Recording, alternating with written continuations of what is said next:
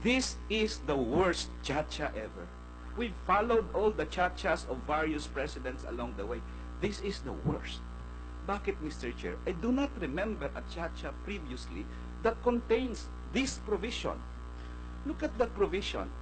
The members of the interim parliament shall be the incumbent members of the Senate and the House of Representatives. Tuloy sila, incumbent members. But look at the next phrase. By appointment of the President, members of the Cabinet will be appointed in Parliament. Hindi naman sila inelect, pero member sila ng legislative body. The President has supermajority, pati Cabinet members niya, i-jack ang Parliament. Mr. Chair, that's a very powerful President, Mr. Chair. No different than Marcos appointing his Cabinet members in the interim batasang pambansa before. Next slide, please. Ano pang ibang dangerous provisions? Just for the record, these provisions are from the resolution. The Constitutional Committee of the House of Representatives, resolution number 9. Mr. Number Chair. 9. Yes. Yes, okay, thank you. Please proceed. So, ang ano pa yung ibang dangerous provision? Look at that strange provision they're proposing, Mr. Chair. The powers of the President shall include oversight power over all branches of government, legislative, executive, judiciary, constitutional bodies, independent bodies and department, agencies, and offices of government. I have heard of legislative oversight. Even a presidential system like the US and even the Philippines, congressional oversight ang ine-exercise. Parliamentary systems, federal systems, Italy, maraming bansa, may legislative oversight. Ito, Mr. Chair, presidential oversight. Ang ombudsman isususpend mo because you have oversight power over the ombudsman. Akala ko parliamentary ang proposal, bakit ang lakas ng presidente kaysa parliament? That's the problem with these dangerous provisions, Mr. Chair, a strange notion of presidential oversight, even of the senators, because he has oversight over the legislative bodies and the Independent Constitutional Commission. Third, Mr. Chair, look at that. They're proposing a lowering the retirement age of justices and judges from 70 to 65. 70 ngayon yan, Mr. Chair. Gagawin nilang 65. Ang mga judges and justices are supposed to retire siguro 2023, 2024. Pag napasa pala ang constitution nito, by 2019, tapos na ang term nila. Pwede na mag-appoint si President Duterte ng mga panibagong justices and judges kasi nag-end na 65 years old na lang ang age. Anong klaseng proposal, Mr. Chair? But look at RBH 8. RBH 8 said, pero ang appointed na judges and justices ni President Duterte, i-increase ang age nila from the current 70 to 75.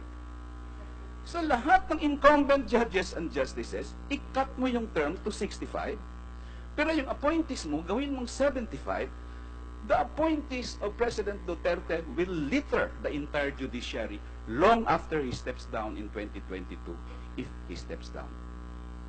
Mr. Chair, he is powerful executive, he is powerful legislative, and he is powerful in the judiciary. This is a dangerous cha-cha, Mr. Chair. Last two slides. Of course, the human rights provisions na discuss na yan, no law shall be passed abridging the responsible exercise of the freedom of speech. Who decides whether you're responsible or not? So, if somebody says, oh, this government is a law of the jungle dito. That is irresponsible. Papahuli kita. If somebody says, well, I think the human rights record of the Duterte administration is really bad. Was that irresponsible? That's very dangerous, Mr. Chair. But more than that, look at the definition of concurrent resolution number 9 or the Committee on Constitutional Amendment. Sabi nila, kaya ginawa yon kasi the right to free speech or any right enshrined in the Bill of Rights. Ibig sabihin, hindi lang pala to right freedom of expression. Lahat ng rights sa Bill of Rights, ika-qualify nila with an obligation to be responsible. Ang problem, Mr. Chair, sino ang magdidesisyon kung responsible ka o hindi? So, Mr. Chair, those are the attacks on human rights. Next slide, please. Ito na ngayon si otherwise provided by law. What is this provision, Mr. Chair? Simple lang, Mr. Chair, ang sinasabi. Look at that provision. Anong nakalagay sa ating Constitution? Ngayon, sabi ng 1987 Constitution, the participation of foreign investors in the governing body of any public utility, like Meralco, shall be limited to their proportionate share in its capital. Is that a good provision? Of course, yes, Mr. Chair. Kung foreign investor ka, 30% lang ng capital ang shares mo, ay 30% lang ng governing board ang ma-appoint mo. Pero gusto nilang baguhin yan. Unless otherwise provided by law. Ibig sabihin ng Kongreso, pwede sila magpasa ng batas na 10% lang ang share ng isang foreign investor, pero kontrolado niya ang 90% ng board. Why change that provision? What's wrong with that provision? That's the problem, Mr. Chair. At public utility, ibenta mo sa foreigners ang public utility mo. Mr. Chair, I'm not even talking of service to the Filipino. Mga foreigners ito. Definitely, they're beholden to their stockholders rather than the Filipino people. But don't they even consider a sovereignty issue here or a security issue? Pag may kalaban kang bansa, nagkagulo kayo sa West Philippine Sea, siya humahawak ng public utility mo, whether tubig, kuryente, blackout ka lang sa buong Pilipinas, luluhod ka sa kanya. Marami pa yan, Mr. Chair, but the point here is this. Ang paglagay nila ng otherwise provided by law, parang ang sagot nila dyan, hindi naman namin pinapalitan Ang Kongreso naman yung magdidesisyon later. Ang problem dito, Mr. Chair, Congress is now given the power to chart constitutional policy. Sasabihin nila, hindi pwedeng ibenta ang lupa sa foreigners unless otherwise provided by law. Congress is now going to otherwise the Constitution. My God, Mr. Chair, that is an amendment to the Constitution every month. If this happens, Mr. Chair, and Congress will be very powerful, and all the lobby will center now in Congress. Unlike now, pag maglabi ka doon, sabihin lang ng Congress, wala kami magawa Kasi nasa Constitution yan This time, the power has shifted to Congress by merely inserting the phrase, unless otherwise provided by law. Last slide. This is the worst chacha, Mr. Chair. Look at that provision. This is the only chacha with pork barrel enshrined in the Constitution. This is, look, what does it say, Mr. Chair? I read, each district shall be entitled to an annual share in the state and federal budgets for its infrastructures as well as for medical, educational, and social services of its inhabitants. Tapos, dinugtong pa, para sa mga senador, each member of the Senate and the party list shall likewise be entitled to an amount no less than the allocation for a district. Sinabi nga ng kulig ko kanina doon si Boying sa pork barrel. Akala ko, ibigay nyo sa state yung pera, tapos babawasan pa pala ang pera para sa pork barrel. This is the worst chacha, Mr. Chair. Marami pa yan talaga. So in the end, Mr. Chair, next slide please, last slide.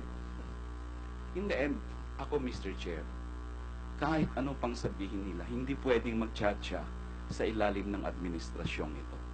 Sabi kanina, Mr. Chair, hindi natin na-eliminate ang poverty incidents kasi ang konstitusyon natin very protectionist, etc. Mr. Chair, ang kahirapan ng sambayan ng Pilipino hindi dahil sa konstitusyon. Bakit hindi natin na-eliminate ang ating ang poverty incidents o napababa man lang? Kasi grabe ang korupsyon. Kasi grabe ang political dynasty. Kasi hindi naman nagkaroon ng genuine agrarian reform. Hindi naman nagkaroon ng industrialization. Itong foreign investor economic strategy has been there since the time of Marcos. Lahat ng presidente, Mr. Chair, na bumalik sa bansa, sabi nila, I brought with me $100 billion worth of investment, 500 million. Lahat yan. Kung baga, trillion dollars na yung na-invest dito ng foreign investors, umangat bang buhay natin? Mr. Chair, this chacha is not only dangerous, it has a lot of self-serving provisions. And more reason na kon us, Mr. Chair, shall we allow the senators and the congressmen to decide, bigyan namin ng term extension ng sarili namin. Ay, bibigyan namin ng pork barrel enshrined sa Constitution para hindi na ma-challenge sa Korte Suprema. Mr. Chair, we cannot allow such a self-serving chacha. Lastly, sabi nila, kung gano'n, Neri, wala na pala tayong chacha in the end. Sabi ko, maaraw kayong mga chacha, kinakargahan nyo kasi. Ang dami nyong kargado along the way.